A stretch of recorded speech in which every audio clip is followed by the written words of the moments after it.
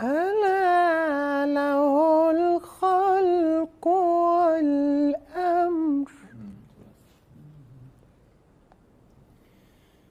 ألا له الخلق والأمر ألا له الخلق والأمر تبارك الله رب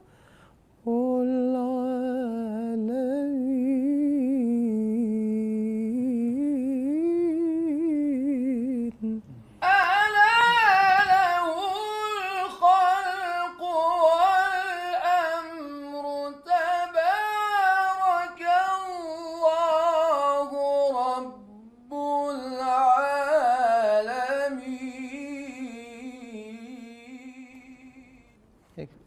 تضرع اون تضرع و خفیت رو تو صوت نشون بده. ادعوا ربکم تضرعا مستمعین ما عوام هم هستن بالاخره با زبان فارس و بالاخره شاید معانی رو خیلی متوجه نشن. علاوه بر این که سعی میکنم دقت بر اجرای دقیق آیات و اجرای دقیق لحن الادا رو داشته باشم، سعی میکنم تأکید ویژه‌ای بر روی کلمات، حالا با دست یا با حالات صورت، حالا چه با حالت حزن چه با حالت شادی، معانی رو برسونم که اثرش رو بر دل مستمع بذاره. در مورد مثلا نزول آب از آسمان، باران از آسمان صحبت میشه. طوری قراء ما مثلا بعض وقتا میخونن انگار که رگبار و سیل داره میاد، در صورتی که این نیست. مثلا وقتی میگه والله انزل من السماء ماء فاخرج به من الثمرات رزقا لكم.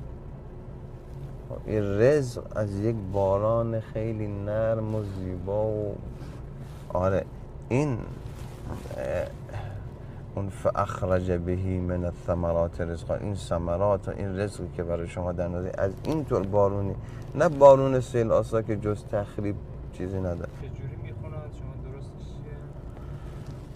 چیه؟ و انزل من السماء ماء.